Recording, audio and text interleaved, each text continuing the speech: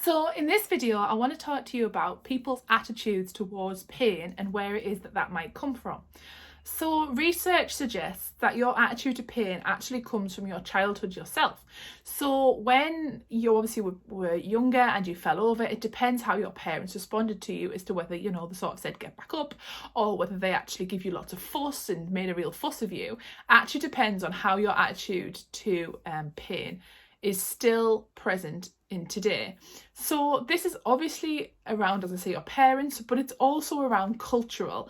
So I'm going to share with you now a few different cultures, which is really fascinating, as to how some see pain as being more and some being pain as being manageable, purely off the way that their culture has brought them up.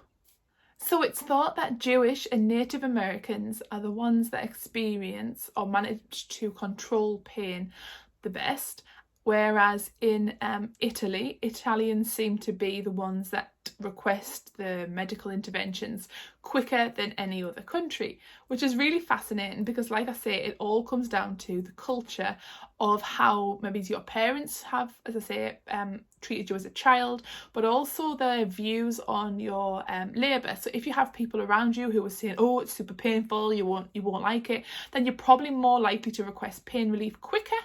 Whereas in Jewish and Native American families, they're more concerned about actually having interventions. So they try and cope better with the pain because it's inbuilt into them that interventions are not good for natural labour. So it totally depends to some extent on culture. So obviously we are based in the UK. So our culture is very vast. We have lots of different varieties obviously within this country, but in general, our pain threshold is kind of in the middle. So sometimes it just depends on how you've been brought up and the culture that is around you. So I guess if you surround yourself with people that are giving you positive birth stories, it's going to encourage you to maybe stick out the pain a bit longer.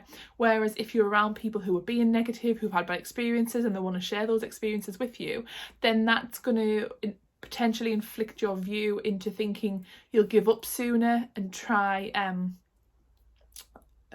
intervention, a pain relief method quicker than you would otherwise. So I guess what I want to say here is that often when people feel like they've reached their end of their rope and they can't do this anymore, 9 times out of 10, that's when they're literally near the end and they're about to start pushing, because you get to a point where you start to think, I can't do this, and that's normally when you're already there.